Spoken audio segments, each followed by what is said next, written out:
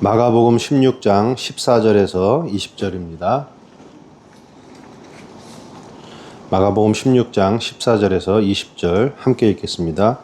그 후에 11 제자가 음식 먹을 때에 예수께서 그들에게 나타나사 그들의 믿음 없는 것과 마음이 악한 것을 꾸짖으시니 이는 자기가 살아난 것을 본 자들의 말을 믿지 아니함일러라. 또 이르시되 너희는 온 천하에 다니며 만민에게 복음을 전파하라. 믿고 세례를 받는 사람은 구원을 얻을 것이요 믿지 않는 사람은 정죄를 받으리라.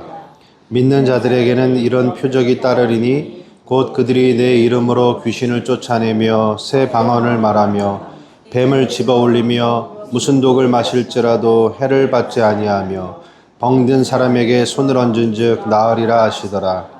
주 예수께서 말씀을 마치신 후에 하늘로 올려지사 하나님 우편에 앉으시니라. 제자들이 나가 두루 전파할새 주께서 함께 역사하사 그 따르는 표적으로 말씀을 확실히 증언하시니라. 아멘. 주께서 함께 역사하사.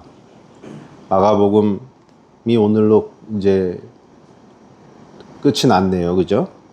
뭐 끝이 난 건 아니지만 일단 한 번은 이렇게 왔습니다. 한 140번 한 것 같아요. 140번 정도 하고 이제 내일부터는 누가복음을 하겠죠. 누가복음은 거의 한 180번? 200번? 이 정도 하겠죠. 아무튼 그래도 여러분 한 140번 마가복음 한 번 했네요. 그죠? 성경 한 번도 안 읽으실 텐데 그래도 한번 마가복음 한 게 참 하나님의 은혜로 잘 온 것 같습니다. 주께서 함께 역사하사 그 따르는 표적으로 말씀을 확실히 증언하시니라. 이렇게 끝이 나요. 주님께서 함께 역사하셨다. 누구랑? 교회와 함께.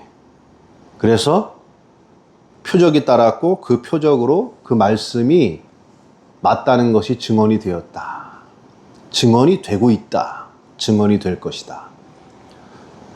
본문의 구조를 보게 되면 제자들의 모습이 나오는데 11 제자가 음식 먹을 때에 예수님께서 나타나셔가지고 그들의 믿음 없는 것과 마음이 완악한 것을 꾸짖었다. 이렇게 나와요. 그러니까 처음에 이 제자들의 상태는 믿음이 없고 마음이 완악한 상태. 여기에 있다는 거예요. 여기 보면 음식 먹을 때에 이렇게 표현이 되어 있죠. 음식 먹을 때에 그들에게 예수님이 나타나셨다. 여기서 음식 먹는다. 이 표현은 이렇게 앉아 있거나 두루누워 가지고 있는 상태예요. 앉아 있거나 두루누워 있는 상태. 그래 가지고 이제 음식을 먹는 상태. 문자적으로는 그렇죠. 상징적으로 얘기하면은 제자들이 믿음 없는 상태로 오늘날 교회의 모습일 수도 있습니다.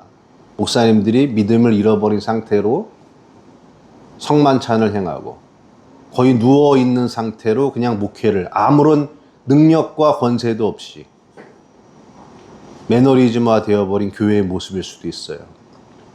그 모습에 예수님이 나타나셔서 믿음 없는 것, 마음이 약한 것, 완악한 것, 믿음 없다, 완악하다. 이거는 하나님이 바로의 마음을 완악하게 했다. 그렇게 나오죠. 완악하게 하사. 믿지 않게 하였다. 돌같이 굳어졌다 이거예요. 그러니까 믿음도 없고 어떤 신앙의 감수성이나 예민성을 다 잃어버리고 그냥 딱딱하게 굳어버린 그 상태. 매너리즘이 오래 가면 어떻게 됩니까?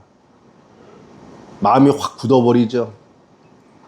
교회를 10년, 20년 다니다 보니까 맨날 똑같은 소리 하니까 마음이 돌처럼 굳어버리죠. 그런 분들도 있단 말이에요.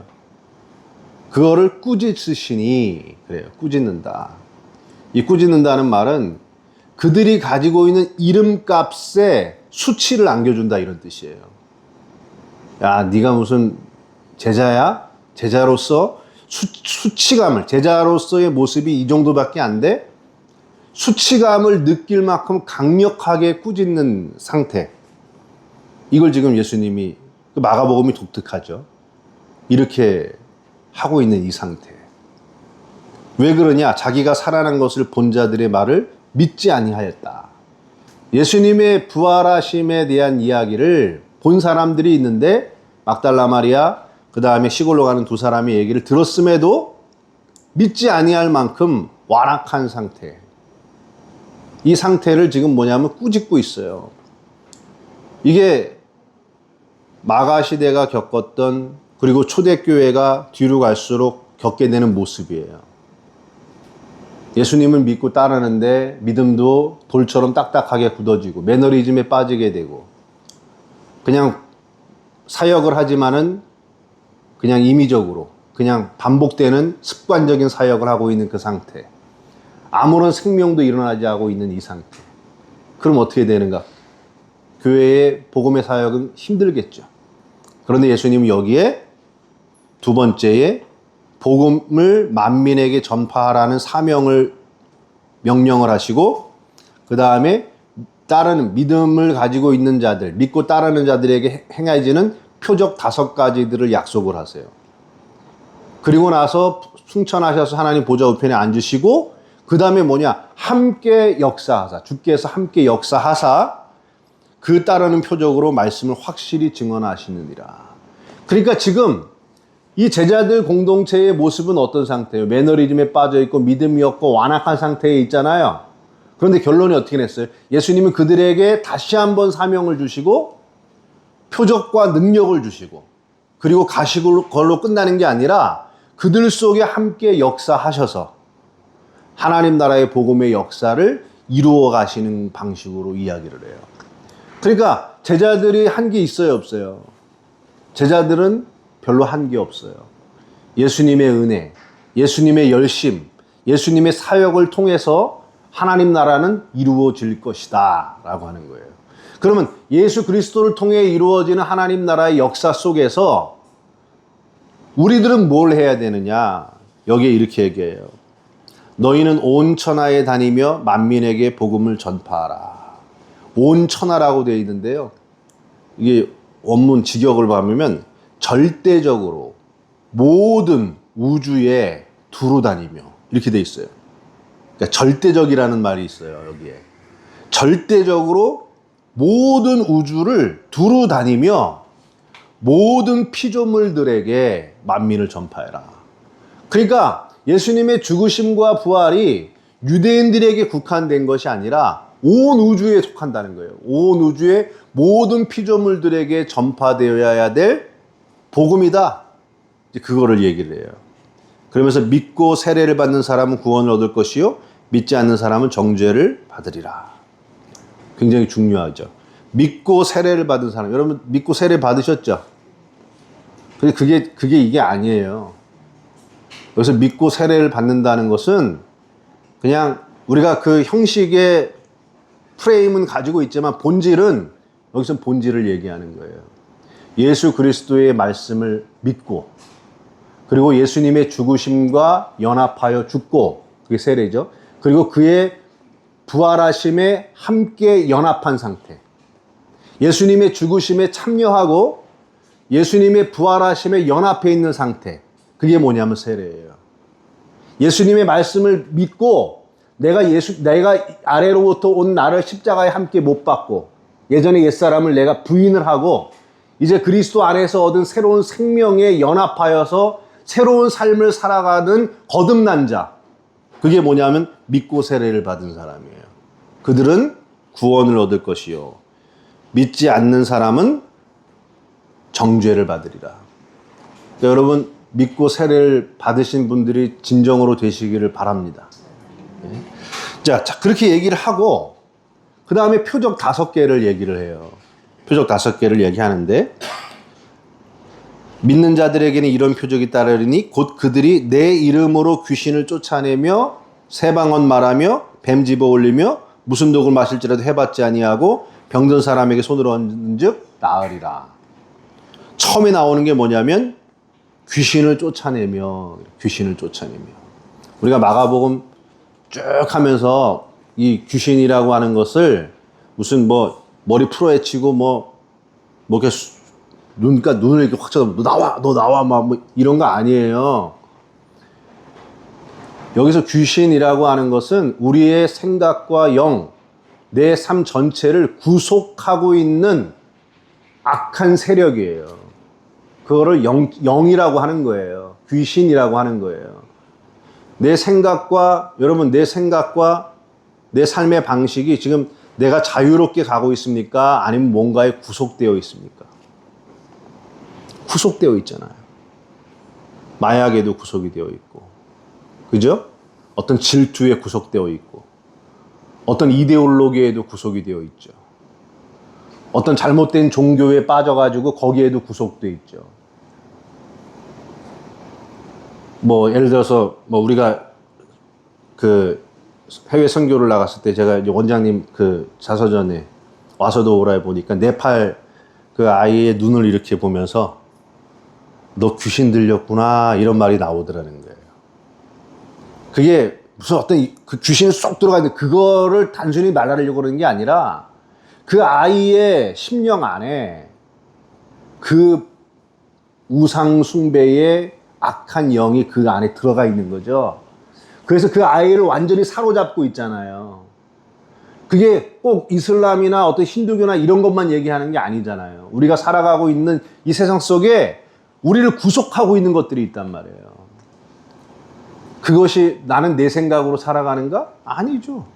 나를 구속하고 있는 그 영적 권세가 나를 지금 조종해서 살아가고 있잖아요. 다 그래요, 여러분. 여기서 예배가 이렇게 보고 있지만은 또 문제 딱 생기면 그 안에 있던 게 나오는 분들이 있어요.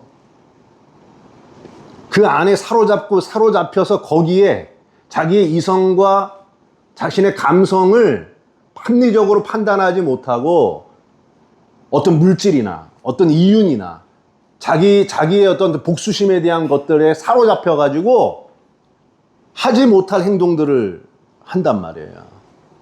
그게 뭐냐면 귀신에 사로잡혀 있는 거예요. 근데 믿고 따르는 자들이 복음을 선포할 때에 사람들을 사로잡고 있는 악한 귀신의 권세를 쫓아낸다 이거예요. 그런 권세가 나타난다. 그 다음에 두 번째가 뭐냐면 새 방언을 말하며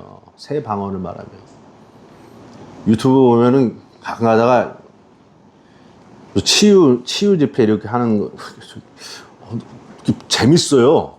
저는 그 재밌어서 봐요. 막 이렇게 춤을 추면서 나다다다다다다다다다 막 이렇게 하면서 방언도 막 랩 방언도 해요. 어떤 분은 이렇게 음악을 틀어놓고 어머 저기 랩을 하네. 저도 방언 오래 했습니다. 그런 식의 방언 되게 지금도 혼자 하는 막 그렇게도 하는데 막 그 방언 알아들어요? 그러니까 성경을 그냥 뭐 그런 얘기는 안 하겠습니다. 하여간 되게 많아요. 저도 좀 목사님들 뭐 어떤 목사님들이 뭐 사역자일 수도 있고 뭐 그런데 뭐 거기서 뭐 좋은 일이 나타나면 좋죠. 뭐라고 더 이상 안 하겠는데 그런 방언을 얘기하는 게 아니에요. 사도행전 2장에 나오는 방언은요. 사도들이 성령을 받고 각 나라의 방언들로 말하더라 그러죠. 그들은 어떤 말을 한 거예요? 각 나라 방언을 한 거죠. 근데 지금 우리가 방언 받아서 갑자기 뭐 케냐 방언 하시는 분들 있어요? 케냐 방언 하면 영어 방언 터지면 얼마나 좋아. 영어 방언 터지면 얼마나 좋아. 영어 한마디도 안 했는데 갑자기 영어 방언이 터져. 그거 얼마나 좋아. 근데 그런 사람 봤어요? 하나도 없잖아요. 루안다 어떤 필리핀 갑자기 따갈로 방언이 터진다든가. 그런 방언을 갖고 맨날 다다다다다 랄랄랄랄랄라 렐렐렐레 그게 무슨 방언이야 그게. 자기 어떤 심리 안에서 나오는 저도 그 방언에 의미 있다고 생각해요. 왜냐하면 언어가 막히는 데가 있단 말이에요. 말로다가 이성적으로 표출할 수 없을 때 자기 내면에서 그런 방언이 터지기도 하는 것이 좋단 말이에요. 그건 부정하지 않아요. 그런데 성경에서 말하는 방언, 새 방언을 말한다는 것은 헬라어, 히브리어를 쓰던 그 나라 사람들이 복음이 뭘로 정해졌습니까? 히브리어와 헬라어로 주어졌잖아요.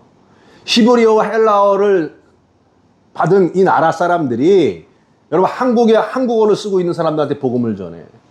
중국어를 쓰고 있는 사람들한테 복음을 정해. 영어를 쓰는 사람, 아프리카의 어떤 우리가 알지 못하는 언어를 쓰는 사람, 그들의 언어가 다르다는 건 뭡니까? 문화가 다르고 사고방식이 다르고 역사가 다르다는 거잖아요. 그런데 아무리 헬라어, 히브리어 복음만 헬라어와 히브리어 안에만 복음이 딱 담기는 게 아니라 그 복음을 한국어로 갖다 놔도 중국어로 갖다 놔도 어떤 아프리카로 갖다 놔도 역사와 문화와 사고방식이 다른 언어책에다가 복음을 집어넣어도 그게 언어, 살아있는 생명의 언어가 되어서 그들을 구원하는 능력이 된다는 거예요. 이 방언을 말한다는 게. 그래서 제가 맨날 말씀드리잖아요. 우리나라 그 개역개정 성경, 그 다음에 개역 성경, 그 전에 구역 성경은요, 헬라어 성경으로 기록되어 있는 사본은 지금 찾을 수도 없지만 사본이 있다 할지라도 그 사본의 권세와 능력과 권위가 그대로 실려 있는 거예요. 왜? 새 방언을 말하는 자들에 의해서 써졌기 때문에. 이거 못 끝내네? 그러니까 여러분, 우리가 가지고 있는 언어가 내가 복음의 능력이 따라지면 나와 생각이 다르고 사고방식이 다르고 역사와 다르고 입장이 다른 사람일지라도 그들의 심령 안에 복음의 능력을 집어넣을 수 있는 권세가 따라온다는 얘기입니다. 여러분, 이와 같은 능력과 권세를 가지시길 바랍니다. 예, 내일 또 할게요. 예, 기도하겠습니다. 하나님, 우리가 누워 앉아 앉아 있는 상태, 신앙의 매너리즘에 빠져 있는 상태일 수 있습니다. 그러한 우리를 꾸짖으시고 새롭게 사명 주시고 능력 주시고 우리와 함께 역사하시는 하나님의 구원의 역사, 하나님의 선교의 역사, 그 속에 순종하며 나아가는 우리가 되게 하여 주옵소서. 예수님의 이름으로 기도했습니다. 아멘. 하늘에 계신